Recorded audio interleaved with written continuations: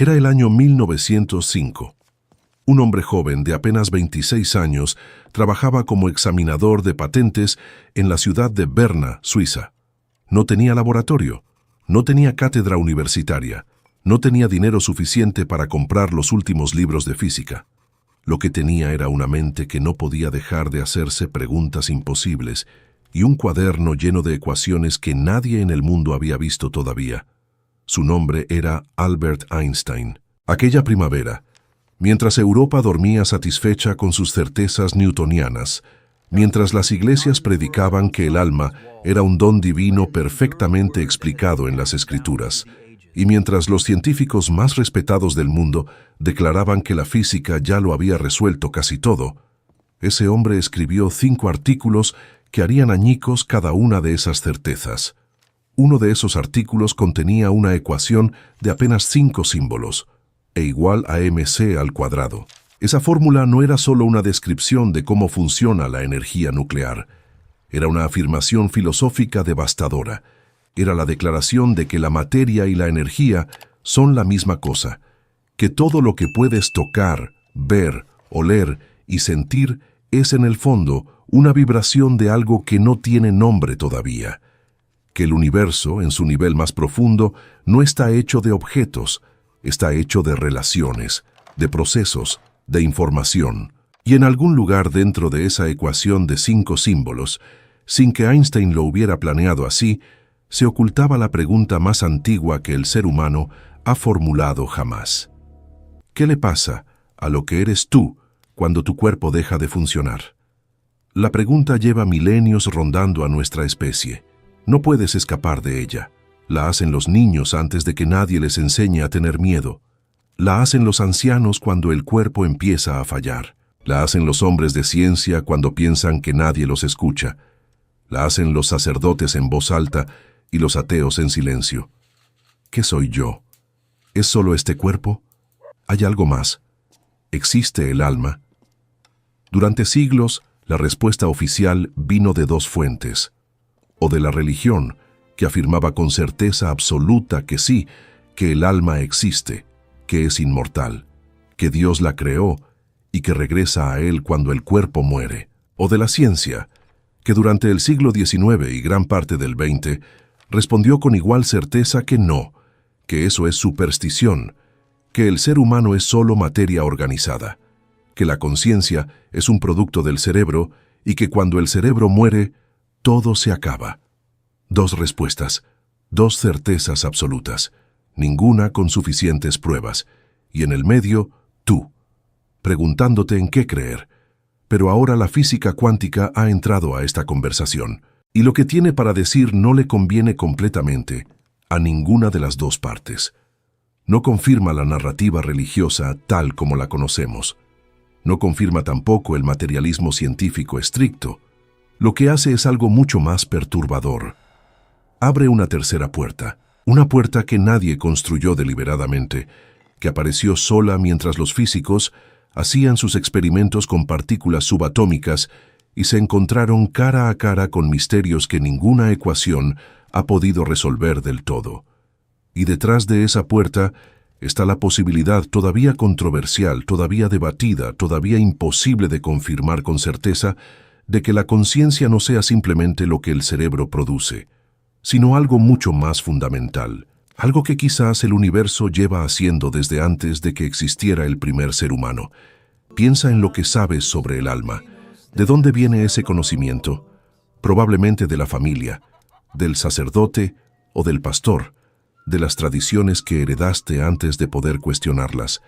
Quizás de la Biblia, que en el Génesis dice que Dios formó al hombre del polvo de la tierra y sopló en su nariz aliento de vida, y fue el hombre un ser viviente. Esa palabra, ser viviente, en el hebreo original es nefesh, y aquí empieza el primer problema que nadie en la iglesia suele mencionar. Nefesh no significa alma inmortal. Nefesh significa, literalmente, garganta. Luego, por extensión, aliento. Y después, por extensión mayor, vida, ser vivo, criatura. El mismo término que se usa para referirse al alma humana en el Antiguo Testamento se usa también para referirse a los animales. En el Génesis, cuando Dios crea los animales marinos y las aves, también los llama nefesh. No hay en el hebreo antiguo una distinción clara entre el alma inmortal del ser humano y la vida de cualquier criatura. Esa distinción llegó después. Llegó con los griegos, llegó con Platón. ¿Sabes realmente lo que la Biblia dice sobre el alma? ¿O sabes lo que te dijeron que dice? Platón vivió entre el año 428 y el 347 antes de nuestra era. Era ateniense, aristocrático, inteligente hasta un punto que resulta casi injusto, y estaba obsesionado con una pregunta. Si todo lo que vemos está en constante cambio, si los cuerpos envejecen y se pudren y la materia se transforma sin cesar, ¿cómo es posible que tengamos conocimiento de cosas eternas e inmutables? ¿Cómo es que podemos concebir la justicia perfecta si nunca hemos visto un acto perfectamente justo? ¿Cómo podemos entender lo que es un círculo geométrico perfecto si nunca hemos visto uno en el mundo físico? La respuesta de Platón fue radical. Existe otro mundo. Un mundo de formas puras, de ideas eternas, de realidades inmateriales que son más reales que todo lo que puedes tocar. Y el alma humana, decía Platón, es inmortal porque pertenece a ese mundo. El cuerpo es una prisión, la muerte es una liberación. El alma existía antes de nacer y seguirá existiendo después de morir. Esta idea platónica del alma como sustancia inmaterial separada del cuerpo entró al cristianismo primitivo como agua en tierra seca. Los padres de la Iglesia la adoptaron y la adaptaron. San Agustín, que había sido platónico antes de ser cristiano, la tejió dentro de la teología cristiana tan profundamente que ya no hubo manera de separarlas. Y así, la idea de un alma inmortal completamente separada del cuerpo, capaz de existir independientemente de la materia, se convirtió en dogma, en verdad oficial, en cosa que se sabe. Pero la Biblia nunca lo dijo exactamente así. Este es el problema. La Biblia usa nefesh, que es vida, aliento, ser. Usa también pneuma en el Nuevo Testamento en griego, que es espíritu, viento, aliento de Dios. Pero ninguno de esos términos describe con claridad inequívoca una sustancia inmaterial, separada del cuerpo, que persiste de forma individual e independiente después de la muerte física. La inmortalidad del alma, tal como la entiende la teología popular cristiana, es más platónica que bíblica, es más helénica que hebrea. Es una fusión de dos tradiciones que no fueron diseñadas para fusionarse. Y durante casi 2000 años, nadie se molestó demasiado en señalarlo, porque la pregunta más urgente no era teológica, era existencial. ¿Vuelvo a ver a los que amo? ¿Hay algo después? ¿Importa cómo vivo? Entonces llegó la física, y lo complicó todo aún más. Imagina que estás parado frente a un vaso de agua, lo ves, lo tocas, sabes que está ahí.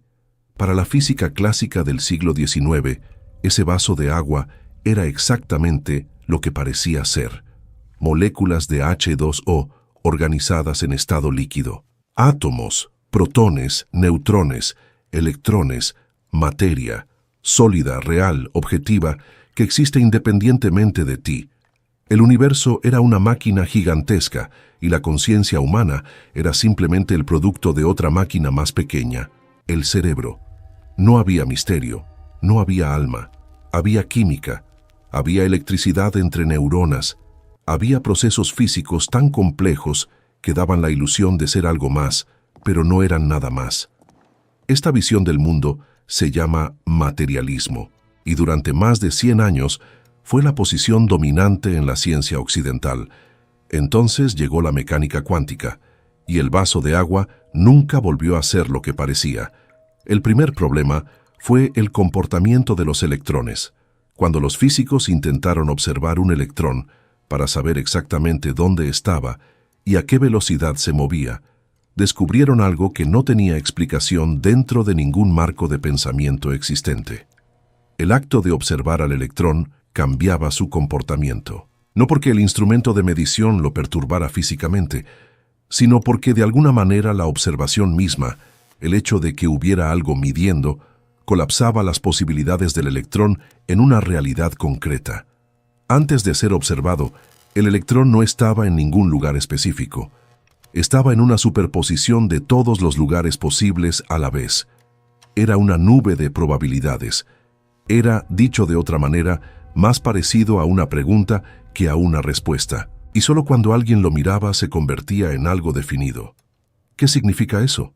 Werner Heisenberg, uno de los padres de la mecánica cuántica, dijo algo que todavía hace que los filósofos se pongan nerviosos. Dijo que en el nivel subatómico, los átomos y las partículas no son cosas, son tendencias. Tendencias a existir, tendencias a suceder. Niels Bohr, el otro gigante de la física cuántica, fue aún más lejos y dijo que el universo cuántico no existe de forma independiente de su observación. Esta declaración es incendiaria. Si el universo no existe de forma completamente independiente de ser observado, entonces, ¿qué papel juega la conciencia en la estructura de la realidad? ¿Es la conciencia solo un producto tardío de la evolución, un epifenómeno del cerebro, o es algo más fundamental? ¿Es la conciencia el ingrediente que faltaba en la ecuación? Einstein no lo creía así. Einstein era un realista. Odiaba profundamente la interpretación de Copenhague que Bohr y Heisenberg habían construido. Decía, en una de sus frases más famosas, que Dios no juega a los dados. Quería creer que la realidad existe de forma objetiva, que las partículas están en lugares definidos aunque no las midamos. Pasó décadas tratando de encontrar las variables ocultas que explicarían el comportamiento cuántico sin recurrir a ese papel extraño de la observación. No lo logró.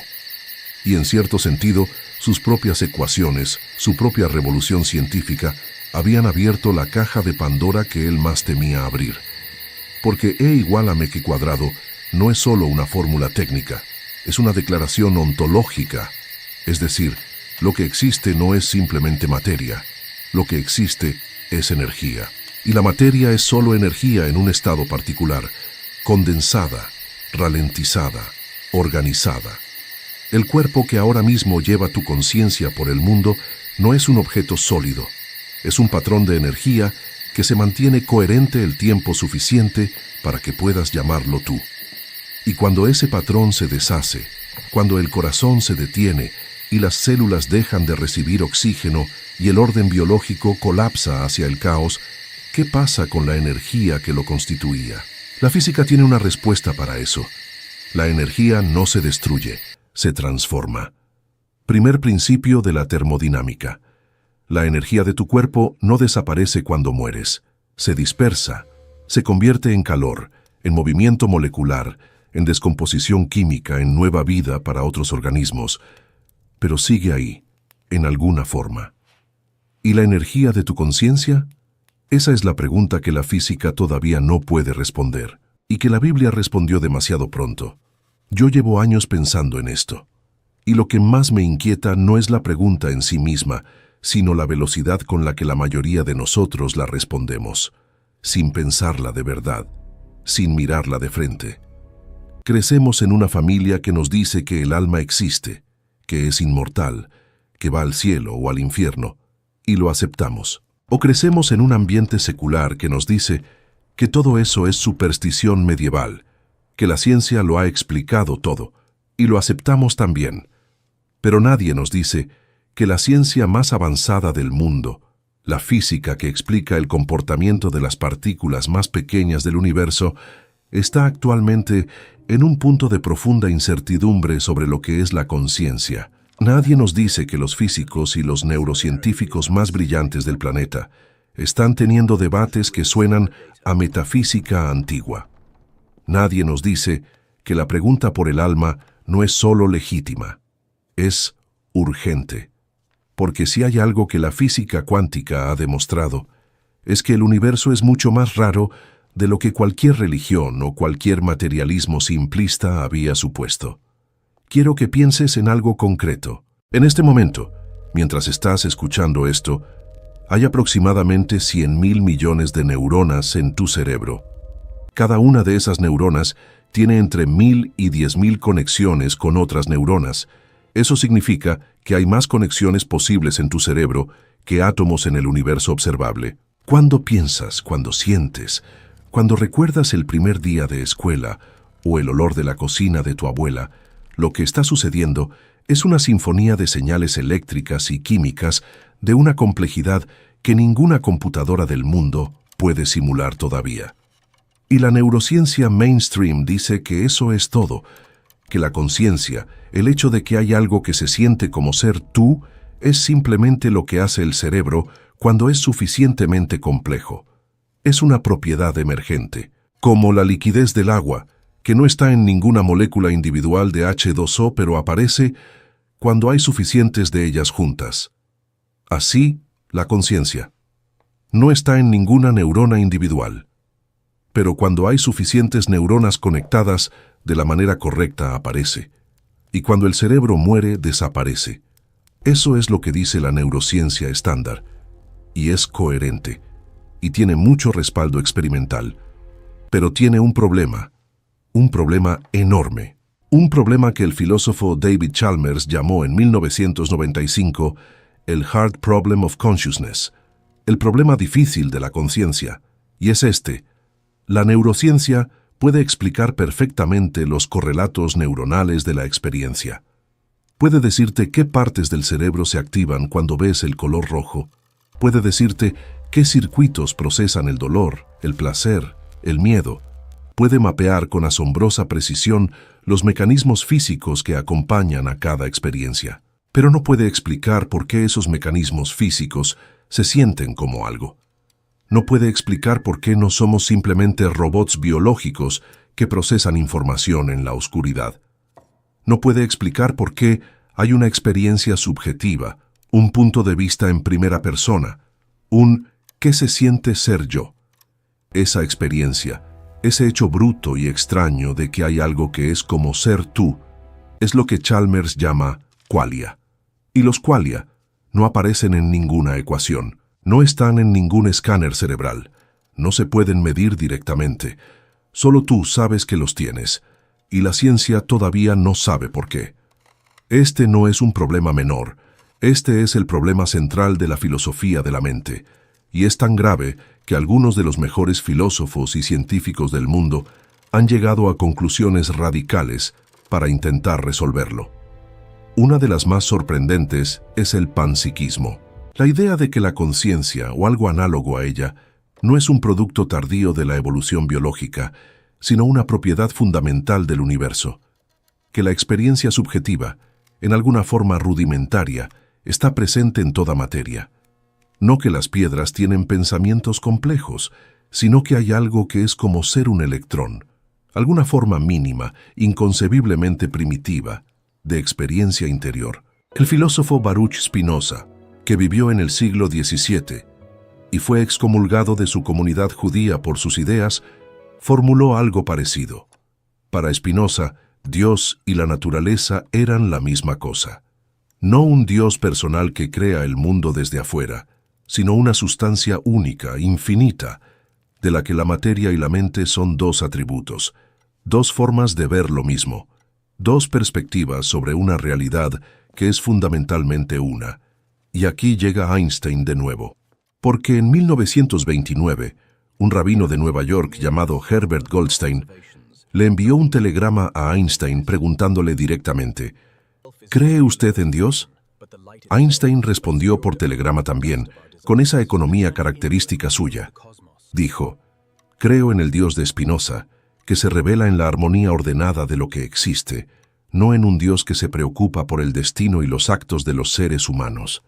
El Dios de Spinoza, no el Dios personal de la Biblia, que escucha oraciones y recompensa a los justos, sino un principio de orden, de coherencia, de belleza matemática que impregna toda la realidad. Y en otra ocasión, en 1955, apenas días antes de morir, Einstein escribió algo que ha sido citado innumerables veces, pero pocas veces comprendido en su totalidad. Escribió sobre la muerte de su amigo Michele Besso. Ahora se ha ido de este extraño mundo un poco antes que yo. Eso no significa nada. Para nosotros, los físicos creyentes, la distinción entre pasado, presente y futuro solo es una ilusión, aunque persistente. El tiempo como ilusión. la muerte como un tránsito, no una extinción. No porque Einstein creyera en el paraíso bíblico, sino porque sus propias ecuaciones sugerían que el universo, en sus niveles más fundamentales, no conoce el tiempo de la manera en que lo conocemos nosotros. Pero Einstein también dijo algo que es incómodo para los creyentes. Dijo, no creo en la inmortalidad del individuo y la considero una noción infantil. Esta frase complica todo. Einstein no creía que Albert Einstein, esa identidad particular, esa historia de vida específica, ese conjunto de memorias y afectos y manías, fuera a continuar existiendo en ninguna forma después de la muerte. Lo que podía continuar, lo que en cierto sentido nunca comienza ni termina, es la energía, la información, el patrón que el universo teje y desteje sin cesar. Pero tú, con tu nombre y tu cara y tus recuerdos, eso es temporal. Eso es el paréntesis, no la frase. ¿Estás dispuesto a considerar que eso podría ser cierto? Ahora llegamos al territorio más intrigante y más controversial de todo este debate. En 1994, el matemático y físico Roger Penrose de la Universidad de Oxford y el anestesiólogo Stuart Hameroff de la Universidad de Arizona propusieron una teoría que todavía divide a la comunidad científica de una manera casi violenta. La teoría se llama reducción objetiva orquestada, u ORCH-OR por sus siglas en inglés, y lo que propone es esto. La conciencia no es el producto de los procesos computacionales del cerebro a nivel neuronal. La conciencia es el resultado de procesos cuánticos que ocurren dentro de estructuras microscópicas que se encuentran en el interior de las neuronas.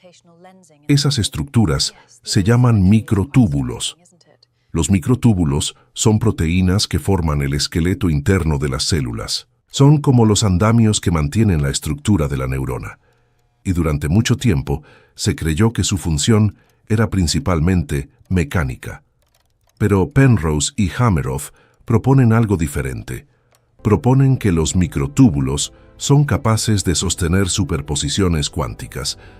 Es decir, que en su interior pueden ocurrir los mismos fenómenos extraños que ocurren con los electrones en los experimentos de mecánica cuántica. Y que cuando esas superposiciones colapsan, lo hacen de una manera que no está determinada únicamente por las leyes físicas locales, sino que involucra algo que Penrose llama la geometría del espacio-tiempo, la estructura fundamental del universo. Lo que esto significa, si la teoría es correcta, es que la conciencia no es simplemente un fenómeno biológico, es un fenómeno cósmico, es la geometría del universo procesándose a sí misma a través de la materia viva. Y cuando el cerebro muere, cuando los microtúbulos dejan de funcionar, la información cuántica que sostenían no se destruye, se disipa hacia el universo. Vuelve al campo cuántico del que surgió. Hameroff lo ha dicho de manera directa en varias entrevistas. Dice que cuando una persona tiene una experiencia cercana a la muerte y reporta sensaciones de luz, de paz, de estar fuera del cuerpo, lo que está ocurriendo es que la información cuántica de los microtúbulos se ha dispersado hacia el entorno cuántico, y bajo ciertas condiciones, cuando el corazón vuelve a latir y el cerebro recupera su función, esa información regresa. Pero si el corazón no regresa, si la muerte es definitiva, la información no desaparece. Persiste en el universo, en forma difusa, en la geometría del espacio-tiempo. ¿Es el alma un patrón de información cuántica? ¿Es eso lo que los chamanes llamaban espíritu, lo que la Biblia llamaba nefesh, lo que Platón llamaba la forma inmortal del ser? La física cuántica tiene un principio que resulta extraordinariamente relevante aquí. Se llama la conservación de la información cuántica y establece que la información cuántica nunca puede ser destruida. En 2016, Stephen Hawking, después de décadas de debate con otros físicos sobre lo que le pasa a la información que cae dentro de un agujero negro, llegó a la conclusión de que incluso en el caso más extremo del universo, incluso cuando la materia cae dentro de la singularidad gravitacional de un agujero negro, donde las leyes físicas conocidas dejan de funcionar, la información cuántica de esa materia no desaparece. Se preserva en alguna forma en el horizonte de eventos del agujero negro. El universo no permite que la información muera. Piensa en lo que eso significa por un momento. Si la información nunca se destruye, y si la conciencia es en alguna forma un patrón de información, entonces, en un sentido muy preciso y técnico, aquello que eres tú, ese patrón específico de información que constituye tu experiencia subjetiva, no puede ser simplemente aniquilado por la muerte del cuerpo. No puede desvanecerse hacia la nada. Tiene que ir a algún lugar. Tiene que transformarse en algo. El universo lo garantiza. No con misericordia, no con amor divino, con la fría necesidad matemática de sus propias leyes. Ahora bien, hay un abismo entre decir que la información no se destruye y decir que Albert Einstein sigue siendo Albert Einstein en algún plano de existencia. Hay un abismo igual de grande entre el principio de conservación de la información cuántica y la promesa cristiana de una resurrección personal, con identidad preservada, con reconocimiento de los seres amados, con cuerpo glorificado. La física no dice eso. La física no puede decir eso. Lo que la física dice es mucho más frío, mucho más impersonal, mucho más extraño. Dice que los patrones persisten, que la información se transforma, que el universo no olvida. Pero no dice que tú, con tu nombre y tu historia, vayas a seguir siendo tú en ningún sentido que puedas reconocer. Y aquí es donde la Biblia y la física se separan de manera más dramática. La promesa bíblica, tanto en el Antiguo como en el Nuevo Testamento, es fundamentalmente una promesa de relación. No es una promesa abstracta de que la energía continúa. Es la promesa de que Abraham reconocerá a Isaac, de que la mujer del Evangelio que perdió su moneda la va a encontrar y se va a alegrar, de que seré su Dios y ellos serán mi pueblo. Es personal, es íntima, es concreta. Dios no promete que tu patrón de información cuántica se dispersará coherentemente en el campo del espacio-tiempo. Promete que te conoce por nombre, que cada cabello de tu cabeza está contado. Esa especificidad radical, ese nivel de individualidad preservada, es precisamente lo que la física cuántica no puede garantizar. Y es también, paradójicamente, lo que hace que la promesa religiosa sea tan poderosa y tan difícil de abandonar. Porque la física te da continuidad impersonal, la religión te da identidad eterna, y el corazón humano no quiere lo primero, quiere lo segundo. Pero ¿qué pasa si ninguno de los dos tiene razón completamente? ¿Qué pasa si la verdad es más grande que ambos marcos? Baruch Spinoza fue excomulgado con la excomunión más severa que la tradición judía conocía. Lo hicieron a los 23 años. Nunca supieron exactamente por qué, porque el documento de excomunión no especifica los cargos. Pero lo que sabemos de su filosofía da suficientes pistas.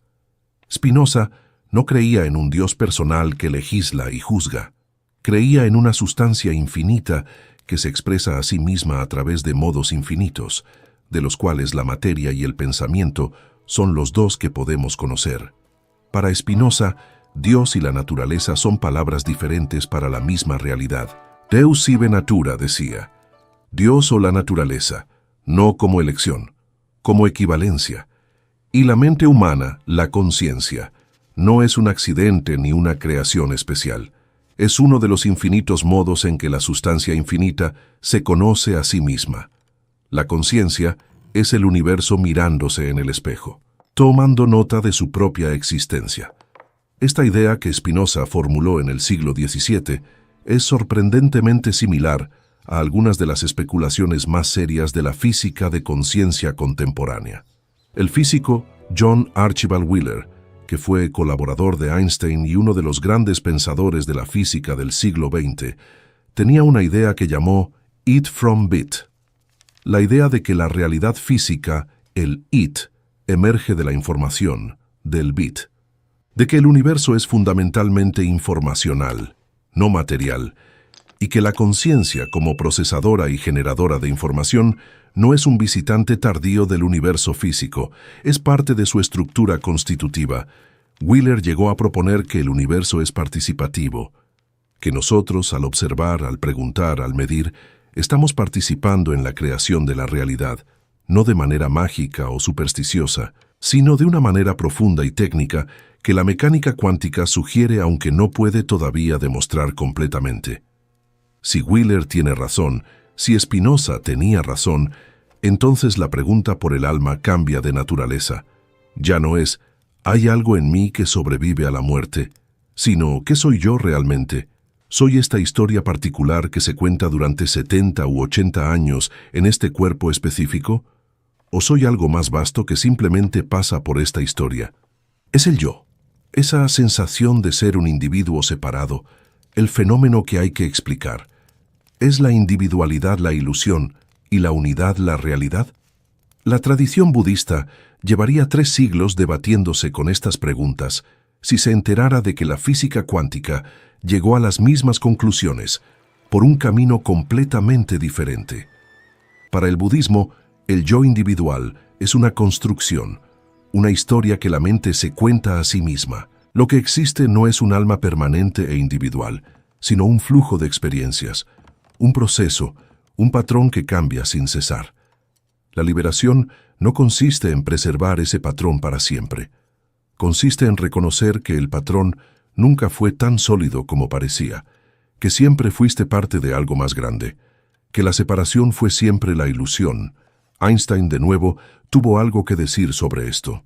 En una carta que escribió en 1950 a un padre cuyo hijo había muerto, Einstein dijo: «Un ser humano es una parte de un todo al que llamamos universo, una parte limitada en el tiempo y el espacio. Experimenta a sí mismo, sus pensamientos y sus sentimientos, como algo separado del resto, una especie de ilusión óptica de su conciencia. Esta ilusión es una especie de prisión para nosotros, que nos restringe a nuestros deseos personales y al afecto por algunas personas más cercanas a nosotros. Nuestra tarea debe ser liberarnos de esta prisión, ampliando nuestro círculo de compasión para abarcar a todas las criaturas vivientes y a toda la naturaleza en su belleza». Palabras escritas para consolar a un padre enlutado. Palabras que suenan más a un maestro zen o a un rabino espinosista que a un físico nuclear. Palabras que dicen que la separación individual es una prisión, que lo que somos es algo más amplio que este yo particular. ¿Y la Biblia? La Biblia también tiene algo así. En el libro de Job, en los Salmos, en el Eclesiastés, hay momentos en que la voz que habla no es la del individuo ansioso por su salvación personal, sino la de alguien que contempla la enormidad del cosmos con asombro y se pregunta qué lugar ocupa en él. Cuando veo tus cielos, obra de tus dedos, la luna y las estrellas que tú formaste, ¿qué es el hombre para que tengas de él memoria? Esa humildad cósmica, ese reconocimiento de que el ser humano es pequeño frente al universo, está en la Biblia también. Aunque luego el Salmo responde que el ser humano fue hecho poco menor que los ángeles y coronado de gloria, ese primer impulso, ese primer movimiento de reconocer la propia pequeñez ante la inmensidad, es filosóficamente honesto. Pero hagamos la pregunta que nadie quiere hacer en la Iglesia. Si la Nefesh bíblica no es un alma inmortal individual, sino aliento de vida, y si ese aliento cesa cuando el cuerpo cesa, como dice literalmente el Eclesiastés en el capítulo 12, cuando habla de que el polvo vuelve a la tierra y el espíritu vuelve a Dios que lo dio. ¿Qué exactamente vuelve? Vuelve Albert, vuelve María, vuelve la historia particular, el conjunto de memorias, la identidad construida durante una vida, o vuelve simplemente la energía, la chispa, el aliento que prestó vida a esa forma particular durante un tiempo determinado. La Biblia, leída honestamente, sugiere lo segundo más frecuentemente que lo primero. La inmortalidad individual, tal como la predica, la teología popular no está tan clara en el texto como en la tradición interpretativa que se construyó sobre él. Y sin embargo, hay algo en la experiencia humana que se resiste a esta conclusión. Hay algo que dice, no puede ser que todo esto, toda esta complejidad, todo este amor y dolor y búsqueda y creación se reduzca simplemente a un patrón de información que se dispersa hacia el campo cuántico. No puede ser que la persona que amaste y perdiste sea ahora simplemente energía distribuida en el universo, sin nombre, sin cara, sin la posibilidad de ser reconocida nunca. Esa resistencia no es solo emocional, esa resistencia es también una pista filosófica, porque si hay algo en nosotros que se niega a creer que todo termina en la dispersión anónima, si hay algo que exige que el amor sea más fuerte que la muerte, ¿de dónde viene esa exigencia? ¿Por qué el universo produjo seres que no pueden resignarse a su propia impermanencia? ¿Es eso también un accidente evolutivo? ¿O es el universo dándose cuenta de algo a través de nosotros? Franz Kafka escribió que hay esperanza infinita en el universo, solo que no para nosotros. Es posible que la física diga algo similar, que hay información infinita, transformación sin fin, patrones que persisten y se reconfiguran a lo largo de escalas de tiempo que no podemos imaginar. Solo que no necesariamente en la forma específica de este yo que ahora mismo escucha estas palabras y espera que el universo le asegure que seguirá siendo él mismo para siempre. Esa es quizás la verdad más dura que la física cuántica y la honesta lectura de la Biblia pueden ofrecernos juntas. No la certeza del cielo, no la certeza de la nada, sino la certeza de la transformación, la certeza de que nada en el universo muere completamente, la certeza de que la información que te constituye tiene una historia antes de ti y una historia después de ti, la certeza de que eres parte de algo que no empezó cuando naciste y no terminará cuando mueras. Solo que esa historia más larga puede no llevarte el nombre que llevas ahora. Y aquí está el punto donde la religión y la ciencia, si se escuchan honestamente, podrían encontrar algo en común. No la misma respuesta, pero sí la misma humildad. La honestidad de decir, no lo sabemos del todo. La disposición de estar parados frente al misterio más grande del universo sin pretender tener la solución completa en el bolsillo. El físico Werner Heisenberg, al final de su vida, dijo que el primer trago del vaso de las ciencias naturales hace a uno ateo, pero en el fondo del vaso Dios está esperando. No decía eso como un argumento teológico, lo decía como un reconocimiento de que entre más profundo miras en la estructura del universo, más inexplicable resulta que exista algo en lugar de nada, que haya orden en lugar de caos, que las constantes físicas del universo estén calibradas con una precisión increíble para que sea posible la existencia de estrellas, planetas, carbono, agua, vida, conciencia. Que la pregunta por el alma no sea solo una pregunta sobre el futuro, sea también una pregunta sobre el origen. Einstein lo expresó de manera que pocas personas han podido superar en economía y precisión. Dijo, lo más incomprensible del universo es que sea comprensible. Que haya una mente humana capaz de formular ecuaciones que describen con exactitud el comportamiento de galaxias que están a 1.000 millones de años luz. Que la matemática que inventamos en nuestras cabezas resulte ser el lenguaje en que el universo está escrito. Eso no prueba nada sobre el alma, pero sí dice algo. Dice que la conciencia y el universo no son extraños entre sí. Dice que hay entre ellos alguna correspondencia profunda que ningún accidente evolutivo parece explicar del todo satisfactoriamente. Tomás de Aquino, en el siglo XIII, partiendo del aristotelismo cristiano, definió el alma como la forma del cuerpo. No una sustancia separada flotando dentro de la carne, sino el principio organizador que hace que un cuerpo sea lo que es, lo que da forma a la materia, lo que convierte una colección de células en un ser que puede preguntar por su propia naturaleza. Esa definición, curiosamente, no está tan lejos de lo que un físico contemporáneo podría decir sobre la información como principio organizador de la materia. El alma como patrón, como forma, como la información que organiza la materia en una configuración capaz de experimentarse a sí misma. ¿Y si Tomás de Aquino y Wheeler hubieran podido conversar? Habrían encontrado un terreno común en esa idea de que la forma, el patrón, la información, es lo real, y la materia es solo el soporte temporario. No hay una respuesta final aquí.